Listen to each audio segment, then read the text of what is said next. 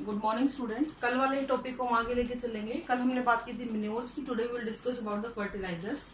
Basically these are the chemical substances which we use to grow और enhance the production of our crop field.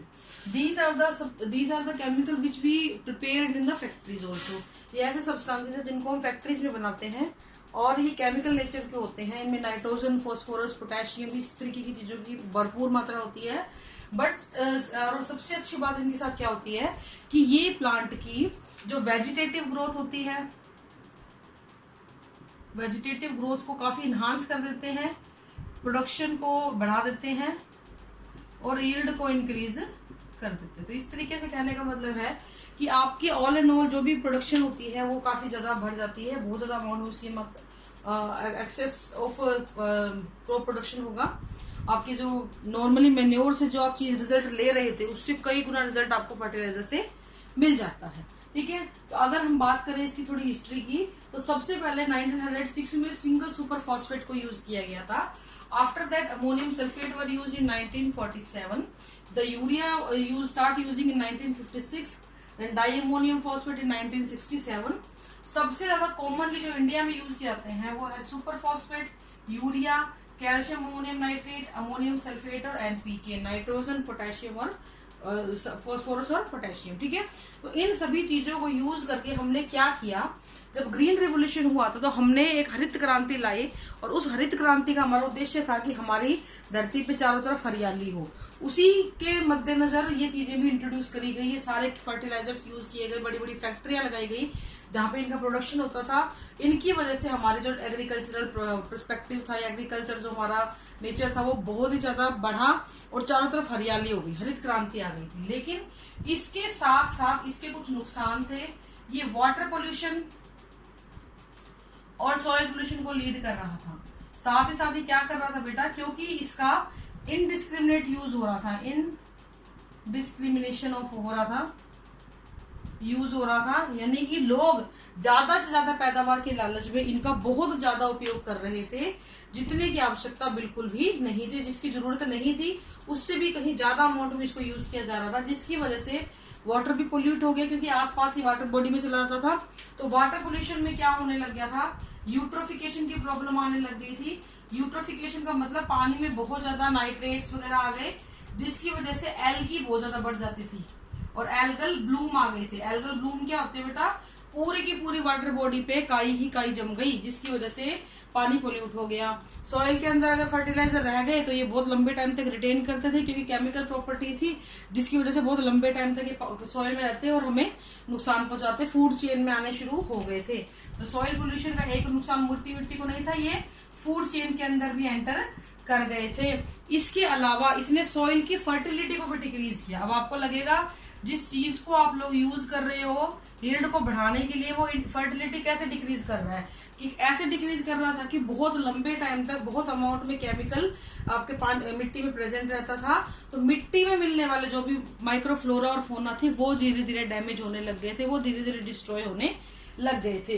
तो इसके फायदे जितने ज्यादा थे उतने ही इसके नुकसान थे, लेकिन हम इसको आज भी यूज करते हैं। द रीजन इज ये फास्ट इन एक्शन होता है, इसका एक्शन आपको काफी फास्ट मिलेगा। अगर मैं कहूँ कि जी मैन्योर यूज कर लो, हालांकि आज के टाइम में मैन्योर यूज हो रहा है, मैन्योर के साथ सबसे बड़ी समस्या क्या थी, वो स्लो इन एक्शन था। बस यही एक मेन इनका फर्क था, जिसकी वजह से हम लोग फर्टिलाइजर को नुकसान होने के बावजूद भी अडॉप्ट करते हैं। तो हमारा ये जरूरी होता है कि ये फास्ट एक्शन था, इसका एक्शन फास्ट होता है, यील्ड जल्दी मिलती है और अच्छी मिलती है। ये धीरे धीरे काम करता है तो हमें बहुत टाइम लग जाता है एक पर्टिकुलर टाइप ऑफ फील्ड लेने के लिए। तो इस इनडिस्क्रिमिनेशन की वजह से, केमिकल की वजह से हमारे एनवायरमेंट और इकोलॉजिकल बैलेंस पे बहुत ज्यादा इफेक्ट पड़ गया था। यानी कि इन केमिकल्स को यूज करने की वजह से हमारा एनवायरमेंट बहुत ज्यादा डिग्रेड होना शुरू हो गया था, इकोलॉजिकल बैलेंस बिगड़ गया था, माइक्रोफ्लोरा फोना डिस्ट्रॉय होने लग गए थे। अब ये वही चीज आ गई, कॉज ऑफ कंसर्न। अब लोगों को फिर चिंता सताने लग गई कि ठीक है पैदावार तो मिल रही है लेकिन नुकसान बहुत ज्यादा हो रहा है। Then the agriculturist start thinking about the organic farming. Organic farming का मतलब क्या होता है बेटा, एक इस type of farming practice in which no harmful chemical is used, किसी भी फॉर्म में हार्मफुल केमिकल को यूज नहीं किया जाएगा, कोई भी हार्मफुल केमिकल यहाँ पे यूज नहीं किया जाएगा। उस सिस्टम को हम क्या बोलते हैं, ऑर्गेनिक फार्मिंग बोलते हैं। यानी कि ना तो यहाँ पेस्टिसाइड यूज किए जाएंगे केमिकल नेचर के, ना ही फर्टिलाइजर यूज किए जाएंगे केमिकल नेचर के। इसकी वजह से क्या होता था, और अगर आप यूज करते भी हो, 1% यूज करना भी पड़ा, तो हम उसको सॉइल की प्रॉपर टेस्टिंग और चेकिंग के बाद ही यूज करते हैं, सो दैट आपको ये पता हो हमारी मिट्टी में कितने न्यूट्रिएंट ऑलरेडी प्रेजेंट है और कितने हमें बाहर से डालने की जरूरत है। ऐसा नहीं है मुट्ठी भरी और फेंक दी खेत के अंदर, नहीं, वो इनडिस्क्रिमिनेशन हो जाता है। तो तरीके से उसको यूज किया जाए। अब बहुत सारी टेक्निक्स को अडॉप्ट किया गया था ऑर्गेनिक फार्मिंग के अंदर, जिसमें थी बायो फर्टिलाइजर्स को यूज करना, बायो पेस्टिसाइड्स को यूज करना, फार्म यार्ड मैन्योर को यूज करना, ग्रीन मैन्योर, ये कल आप पढ़ चुके हो, इसको हम दोबारा नहीं बताएंगे। इन दो के बारे में हम बात करेंगे आज। बायो कंपोस्ट और वर्मी कंपोस्ट, तो इन सब चीजों को यूज करके, ठीक है, हम लोग अपनी खेती बाड़ी को बढ़ा सकते हैं। इनकी बात हम लोग कल कर चुके हैं, तो आज हम बात करेंगे इनकी। बायो फर्टिलाइजर ये यील्ड को इंक्रीज करते हैं, यील्ड को इंक्रीज करते हैं। बायो पेस्टिसाइड क्या करते हैं, ये पैथोजन से बचाता है, इंसेक्ट और पेस्ट के अटैक से फसल को क्या करेंगे, बचाएंगे। तो ये दो चीज अलग अलग हैं। ये यील्ड नहीं बढ़ाता बायो पेस्टिसाइड।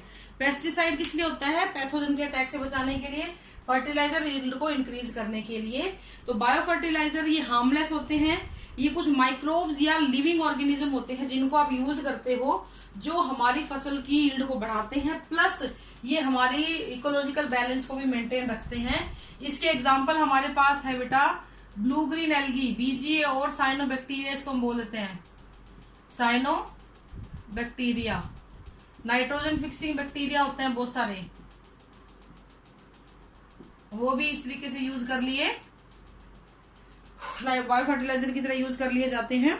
इसके अलावा बायो पेस्टिसाइड्स की अगर हम बात करें, तो यहाँ पे जो खतरनाक मैलाथियोन, पैराथियोन, डीडीटी, ये सारे जितने भी पेस्टिसाइड है, इनको हमने रिप्लेस कर दिया किसी भी अलग अलग प्रकार के इंसेक्ट पेस्टिसाइड से। और ये कैसे होते थे, ये कुछ ऐसे केमिकल होते थे which are biological in origin, chemical which are biological in origin.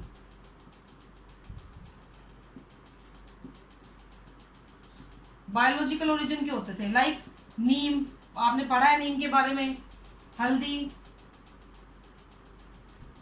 तुलसी, ठीक है, इनकी इंसेक्टिसाइडल प्रॉपर्टीज थी, इनको यूज करके हमने खेती बाड़ी करी, इनको हमने यूज करना शुरू किया।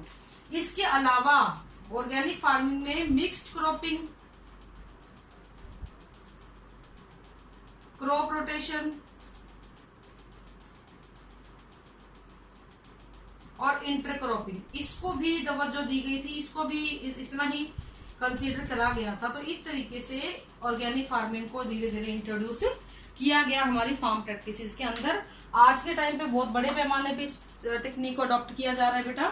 तो ये कुछ बातें थी फर्टिलाइजर्स के नुकसान की वजह से हमें इनको यूज करना पड़ा, और ये हमारे लिए काफी बेनिफिशियल भी हो रही है। हालांकि रिजल्ट उतने अच्छे नहीं है, बट स्टिल हम एनवायरनमेंट को बचाने की एक कीमत चुका सकते हैं कि हम लंबे टाइम में प्रोडक्शन अपना ले सकें। ठीक है, तो ये आज के लिए इतना ही बेटा, कल हम बात करेंगे इरिगेशन की। Thank you, have a nice day.